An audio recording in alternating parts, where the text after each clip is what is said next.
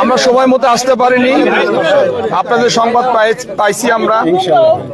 এখানে আমরা ছোট বোনের বাড়ি, চেনেন তো? খোকনকে চেনেন? খোকন আমার ছোট বোন জামাই। আস্তে কথা বলতেছি আমি। ওনারা যেদিন আগুন লাগছে ওই দিনই আমাদেরকে সংবাদ দিয়েছে, কিন্তু শত ব্যস্ততার কারণে আমরা আসতে এখানে দেরি করেছি। জনাব তারেক রহমানকে চেনেন তো?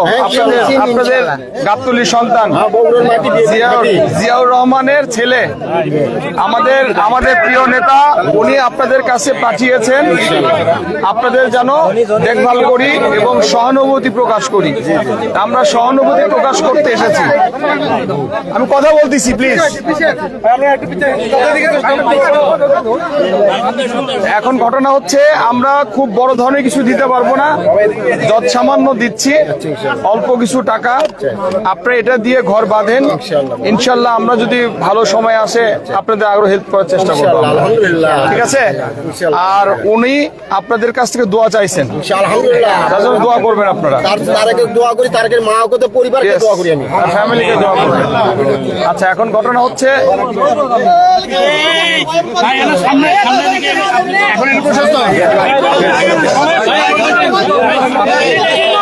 এটার মধ্যে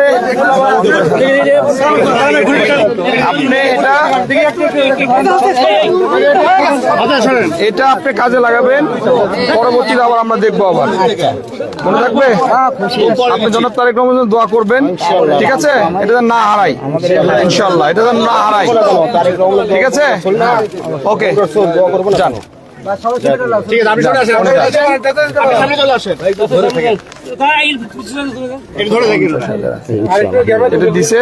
আপনি ইয়ে করেন, তারপরে ভবিষ্যতে ইনশাল্লাহ ভালো সময় আসলে আবার দেখা যাবে। আলহামদুলিল্লাহ, আল্লাহ ভালো রাখুক, তার আম্মাকে ভালো রাখুক।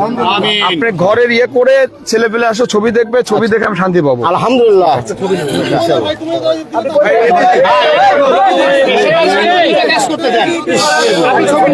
দিব আপনাকে, ছবি দিব আপনাকে, স্পেশালি 3 জনকে নিয়ে ছবি দিব। আপনি সরে আসেন, আমরা এটা দিলাম, পরে ভবিষ্যতে দেখা যাবে, ঠিক আছে? ঠিক আছে, সবাই একটু প্লিজ সাইলেন্ট থাকেন ভাই।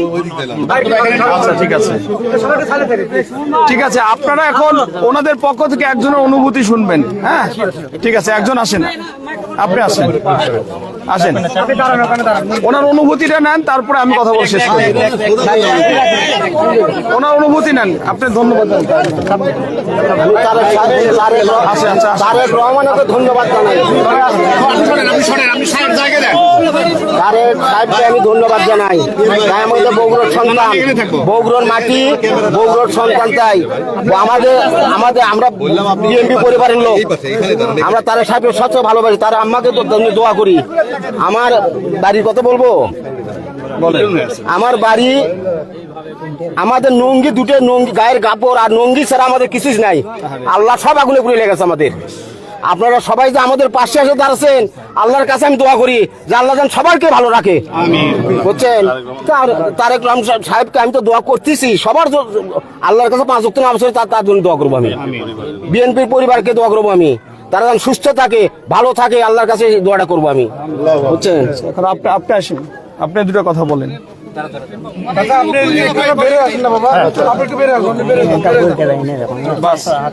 বলেন, বলতে পারেন না?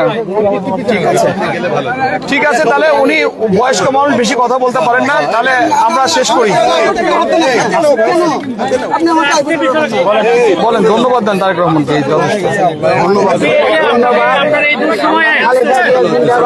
আপনার এই দুঃসময়ে বিএনপি পরিবারের পক্ষ থেকে আপনাকে সহযোগিতা করেছে, আপনার অনুভূতি একটু বলবেন।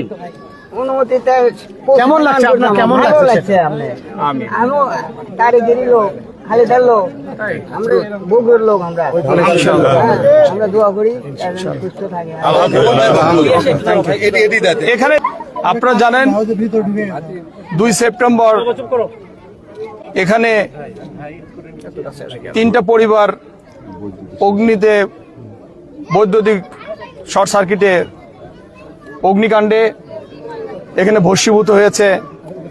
আপনারা শুনলেন একজন ফ্যামিলির কথা, উনি বললেন যে আমরা শুধু পরনের কাপড় ছাড়া আর কিছুই নিতে পারিনি, সব পুড়ে ভস্মীভূত হয়ে গেছে।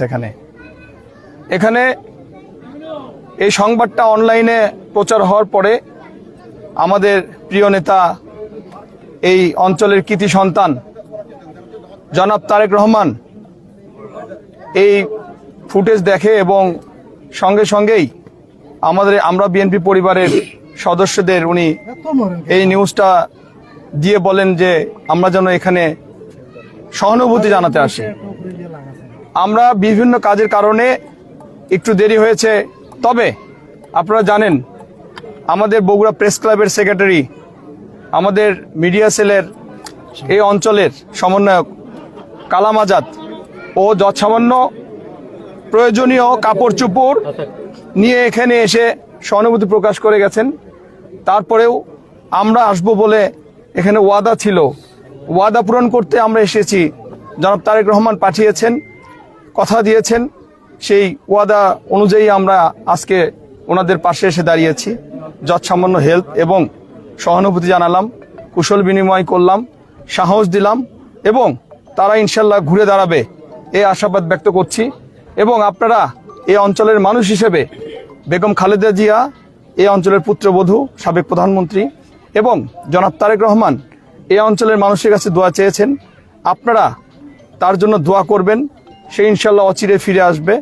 তবে হ্যাঁ, ইনশাল্লাহ তারেক রহমান এবার আসবে নতুন রূপে, নতুন একজন মানুষ হিসেবে। আপনাদের সঙ্গে কথা বলবেন, আপনাদের পাশে দাঁড়াবেন, আপনাদের কাঁধে কাঁধ মিলিয়ে দেশ গড়ার জন্য সে দৃঢ় প্রকল্পবদ্ধ। কবে আসবেন যদি একটু বলতেন? উনি এই আশাটা তো ব্যক্তিগত ওনার, তবে দলীয় কোনো সিদ্ধান্ত ওনার উপর চেপে দিলে বা ব্যক্তিগত কেউ সিদ্ধান্ত চেপে দিলে তো উনি আসবেন না। উনি ওনার সময় মতোই আসবেন, তবে অচিরে আসবেন ইনশাল্লাহ। সবাইকে ধন্যবাদ। আজকে আপনি যুগান্তরে আসবেন, এই বিষয়টা আসলে কতটুকু? আপনি যুগান্তরে লেখা লিখেছেন ডাকসু এবং জাকসু প্রসঙ্গে, আপনাদের মূল্যায়নটা কি এই দুই নির্বাচন? আপনাদের বিপর্যয়ের কারণটা কি বা এখান থেকে কি আপনারা করবেন? এই নির্বাচন আপনারা নিজেরাই দেখেছেন। আমি এখানে আসলে আসছি বিএনপি পরিবারের পক্ষ থেকে। বিএনপি পরিবার একটি সংগঠন, মানবিক সংগঠন। এখানে মানবতার ব্যাঘাত ঘটছে বলে আমরা এখানে তাদের পাশে দাঁড়াতে এসেছি। রাজনৈতিক কথা বেশি বলবো না, তবে এটাই বলবো যে আমার লিখনির কথাই আমি বলবো যে ওখানে যে জেনজির যারা, আপনার এই প্রজন্মের যারা, তাদের ইচ্ছার প্রতিফলন ঘটেনি এবং তারা যে ওখানে কাজটা করতে চেয়েছিল, মানে যাকে চেয়েছিল সে বিজয়ী হয়নি। এখানে অনেক কারসাজি হয়েছে, এখানে ওকে পক্ষপাতিত্ব হয়েছে, এই ইলেকশন ইঞ্জিনিয়ারিং হয়েছে। এই জন্যই আমরা বা আমাদের ছেলেপেলে ওখানে হয়েছে। আমরা এটাকে বলবো একটা সামান্য একটি আঞ্চলিকের থেকেও ছোট একটি বিষয়, এটা কোনো না। ইনশাল্লাহ আমরা এসব মতভেদ ভুলে সবাই ঐক্যবদ্ধ হয়ে দেশ গড়ার লক্ষ্যে এগিয়ে যাবো ইনশাল্লাহ। সবাই সেটা একটি সম্পূরক প্রশ্ন, ছোট্ট একটা প্রশ্ন। এই নির্বাচন আসলে জাতীয় নির্বাচনে কোনো প্রভাব ফেলবে কি? কোনো প্রভাব ফেলবে না। আমি বলেছি যে এটি একটি আঞ্চলিকের থেকেও ছোট বিষয়, এটা কোনো ব্যাপার না। আর এটা যেভাবে প্রচার হয়েছে আপনারা দেখেছেন, আমি আবারও বলছি যে এই প্রজন্মের মানুষ, ছাত্র ছাত্রীদের ইচ্ছার প্রতিফলন ঘটেনি। ওকে, ধন্যবাদ। এই